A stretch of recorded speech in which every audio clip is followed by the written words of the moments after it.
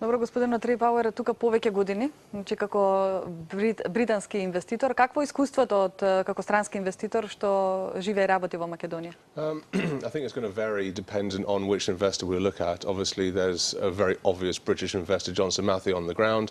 I think it's fairly sensible to say that they look pretty satisfied. You know, they're in operation, they're up and running, and they've done a good job of what they're doing. So far as other investors are concerned, I think one of the things we have to bear in mind that London was hit catastrophically during the financial crisis. So a lot of the would-be foreign investors during the last few years perhaps recoiled from their planned investment. There were a few investments that had some road bumps that they couldn't necessarily follow with their initial plans. Some have had good experiences but walked away for their own financial reasons. Some had bad experiences when they hit the ground. I think in the main, though, the overall experience has been positive, if I can say, because now we're starting to see a very sensible investor community building up to come to Macedonia with a very structured focus where we've managed to diminish some of the political risk formally within the banking sector in the UK. And I think that's coming as an after effect of some of the credit rating improvements that Macedonia has had in the last 5 years.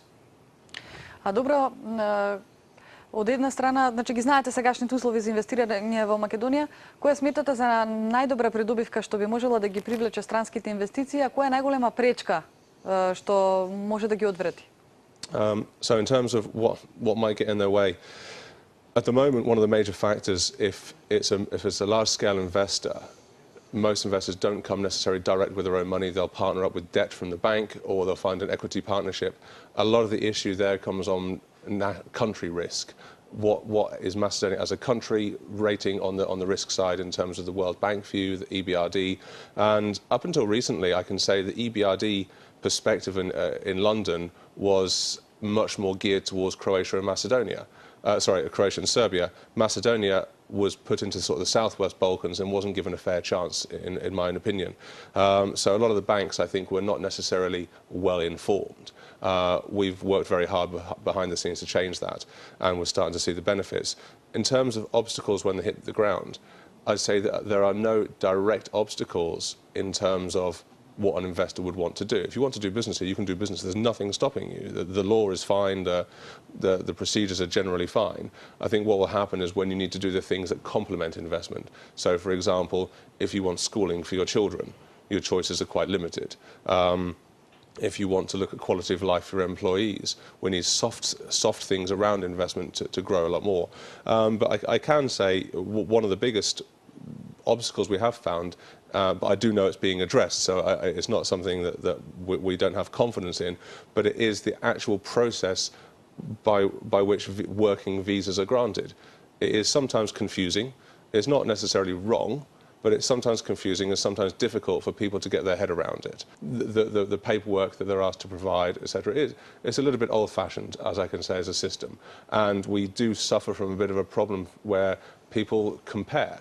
So in Albania, for example, it takes 48 hours to get a working visa. Now, you know and I know, we're all sitting here now, Albania is a very different country in which to invest. It's got a much more significant political risk. It's got its own problems that we all understand. But when people compare fact against fact, how long does it take and how easy is it to get a work visa, then this is some issue that often comes up. But again, it's not stopping an investment process. If someone's serious about investing, they're doing it because they're going to make money, and they'll overcome these obstacles. But these are some of the things that do discourage people early on, and it's the initial early part of the process where we have to keep people interested. Господине Пауер, што мислите за судскиот систем во земјава, правната несигурност? Вие во повеќе наврати го истакнувавте како проблем. Ние се уште сме надвор од НАТО и го немаме решено проблемот околу името со Република Грција, практично што е пречка и за прогрес во односите со Европската Унија. Колку тоа ги обесхрабрува странските инвестиции и влијае и на подобрување на состојбата со правната несигурност? Yeah, that's obviously. Затоа што модернизацијата на судството нели мора да постигнеме одредени стандарди за да влеземе во Европска Унија. Yeah, I mean, basically, you've obviously listed pretty much every major problem the country has, which is fine. just before I give my answer, I just want to point out, if I list every major problem that the UK has, the list will be much longer in a big way. So whilst I know that in Macedonia people feel very sensitive about the fact that the name issue is stuck, that we're not members of NATO yet, and that the judicial system needs some work, the reality is, in the world of investment, if I can be upfront about it, these things don't matter that much. And I say that with some hesitation, but they're not the first criteria that people ask about. They don't sit there and say, "Ooh, you know, well, they're not members of NATO or the European Union. I don't think we can do that." А добро, дали сметате дека со оглед на тоа што Шишеджам, турската компанија, наспроти инвестицијата, голема турска инвестиција нели на аеродромот, Шишеджам сепак се одлучи да отвори фабрика во Бугарија и сега најавуваат втора фабрика во Бугарија, иако со Македонија подпишаа и договор, практично си пружија рака. И се зборува, пишува според агенциските вести дека пресудил фактот што е Бугарија членка на Европската унија. You know, that may be true, but if, as a businessman, I was to guess what the real factor was, it would probably come down to what the logistics costs were. As a businessman, it always comes down to money.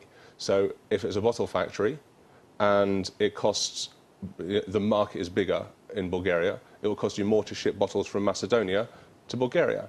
Now, if you wanted to offset that and maybe attract that particular investment, then in my opinion, what you'd need to do is give a subsidized electricity rate, because in the production of glass, you consume a lot of electricity. So it probably came down to two things: cost of electricity and cost of logistics.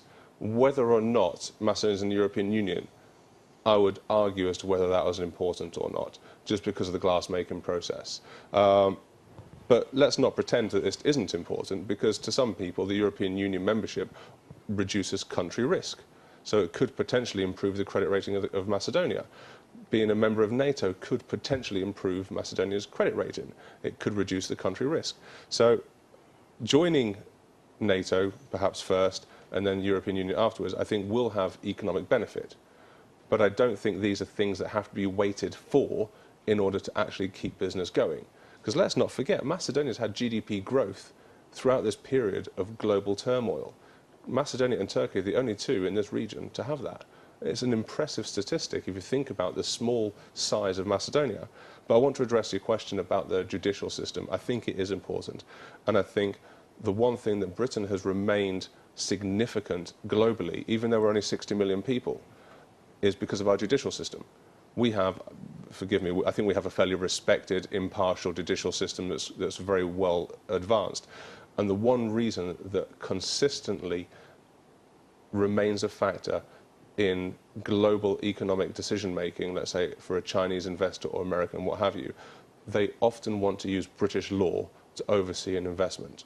And that's mostly because it's perhaps better understood, it's perhaps some of the best regulated in the world, the best organised, and obviously the financial district in London is under that umbrella.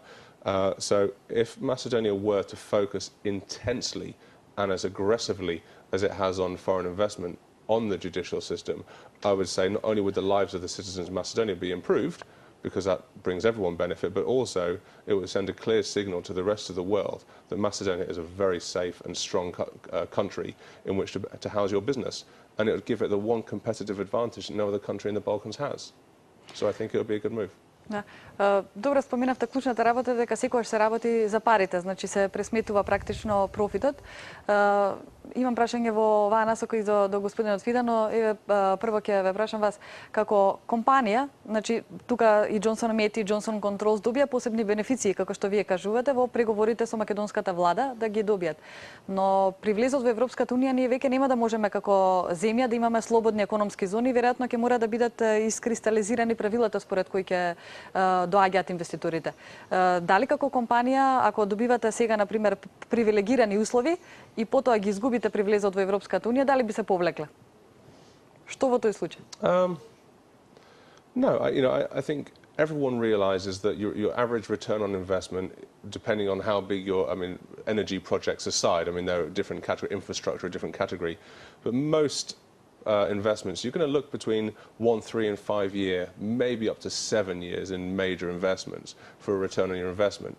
Now, what is the time frame for Macedonia joining the European Union?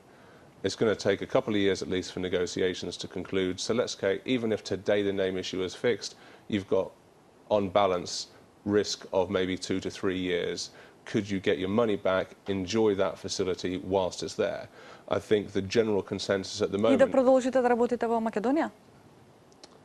Yeah, why wouldn't they? You know, the one thing that I think is most attractive, okay, tax is always a nice benefit, but it's normally one of the smaller considerations. You can get good tax in a lot of countries, and there are very sophisticated ways of being internationally tax efficient. I think what's really going to get people over the line in a decision is the fact that you've got good labour costs here, very good standard of education, and motivated workers. I think these are very important factors. Your human resources are credible. And once you get that team up and running, I think that in a few years you'll enjoy the benefits for a much longer term. So I think overall the fact that you could potentially join the EU is not going to deter investors.